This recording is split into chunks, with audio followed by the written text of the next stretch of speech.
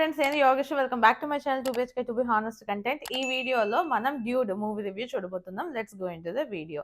ఈ మూవీలో main cast చూసుకున్నట్లయితే ప్రదీప్ రంగనాథన్ అండ్ మమితా బైజు, శరత్ కుమార్ వీళ్ళు మెయిన్ లీడ్స్గా యాక్ట్ చేశారు. అండ్ వీళ్ళతో పాటు రోహిణి కూడా యాక్ట్ చేశారు. అండ్ ఈ movie directed by Keerthi Swaran. And ఈ మూవీకి మ్యూజిక్ అందించింది సాయి అభ్యంకర్. అండ్ ఈ మూవీ మనకి కరెంట్లీ నెట్ఫ్లిక్స్లో అవైలబుల్గా ఉంది.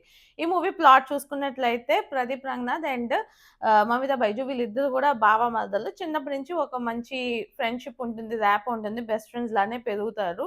బట్ ఒక సెకండ్ టైంలోని తిను లవ్ ఫెయిల్యూర్ అవుతాడు ప్రదీప్ రంగనాథ్. ఆ టైంలో తను కూడా ప్రపోజ్ చేస్తుంది, మనం పెళ్లి చేసుకుందాము అని.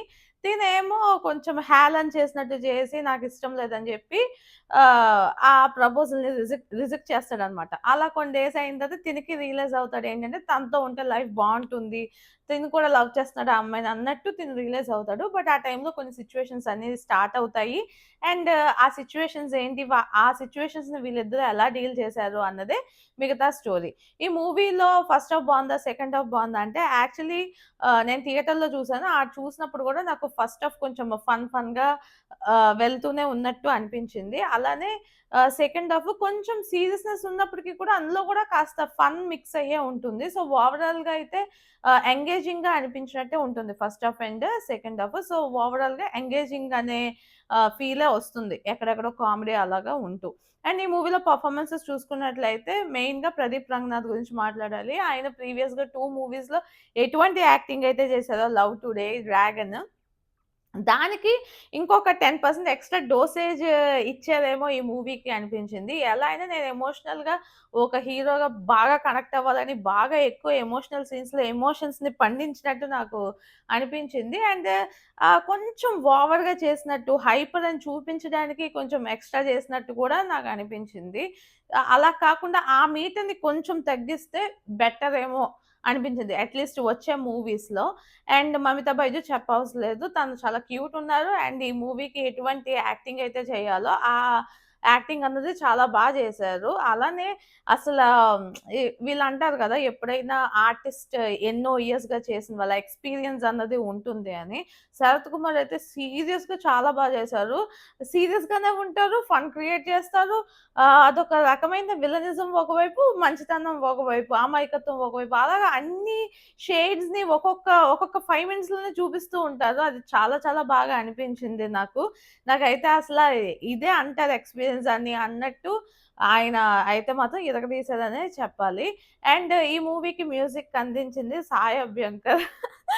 యాక్చువల్లీ ఈయనవి 2 సాంగ్స్ ఉంటాయి కదా, బయట ఆల్బమ్ సాంగ్స్. ఆ 2 బాగా క్లిక్ అయ్యాయి అని చెప్పి ఈ మూవీలో పెట్టారు. అందులో ఫస్ట్ సాంగ్‌లో ఊ ఊ అని ఒక సౌండ్ వస్తది. అప్పుడైతే నేనైతే నవ్వు ఆగలేదు.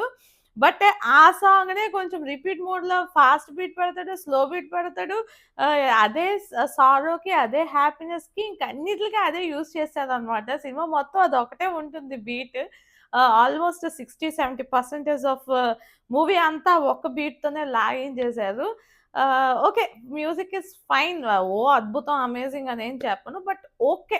ఓకే. అంటే కొన్ని సార్లు బాగోపోయినా సరే, కొన్ని సార్లు బానే ఉంది అన్నట్టు నాకు అనిపించింది. అండ్ ఈ మూవీ డైరెక్ట్ చేసింది కీర్తి స్వరన్ అనుకుంటా. ఆయన బానే చేశారు. కాపోతే ఏంటంటే బాగా ఫ్యూచర్‌లోకెళ్ళిపోయినట్టు అనిపించింది. మన 'ఆర్య' టైప్ ఆఫ్ మూవీ చూసుంటాం. 'ఆర్యలోని' అంటే ఎలా ఉంటుంది, ఇప్పుడు ఎవరైతే ఇష్టం లేకపోయినా సరే మన సీరియల్స్‌లో కూడా చూపిస్తారు గదా, హస్బెండ్, వైఫ్ వన్స్ పెళ్లి అయిపోయిందంటే ఇంక వాళ్ళిద్దరే ఫిక్స్ అన్నట్టు మనకు అన్ని మూవీస్ చూపిస్తాయి. ఇప్పుడు ఒక చాలా మూవీస్ అలానే వచ్చుంటాయి. బట్ ఇది అలా కాదు, ఫ్యూచరిస్టిక్ అన్నమాట. అదేం కాదు, తాళి కన్నా వాళ్ళ హార్ట్స్ అంటే వాళ్ళ లవ్ అదే ఇంపార్టెంట్ అన్నట్టు వాళ్ళ మెయిన్ కాన్సెప్ట్ అయితే అదే. వాళ్ళు ఎవరినైతే ఇష్టపడ్డారో వాళ్ళని పెళ్లి చేసుకోవాలి అన్న కాన్సెప్ట్‌లోనే వీళ్ళు తీసుకెళ్లారు. డైరెక్షన్ పరంగా ఓకే. అంటే చూడ్డానికి బాగా గ్రాండ్‌గా, నీట్‌గా అనిపించింది. పెద్దగా ఫ్లాస్ వెతకడానికి ఏం లేదన్నట్టు అనిపించింది కాబట్టి నాకైతే డైరెక్షన్ ఓకే. ఓకేలాగా అనిపించింది. సో, ఫైనల్లీ ఈ మూవీ నాకెలా అనిపించింది అంటే ప్రదీప్ రంగనాథ్ డ్యూడ్ అంటే ఏంటంటే నేను cool guy and chill guy అనే క్యాండిడేట్ లాంటి అతను ప్రదీప్ రంగనాథన్.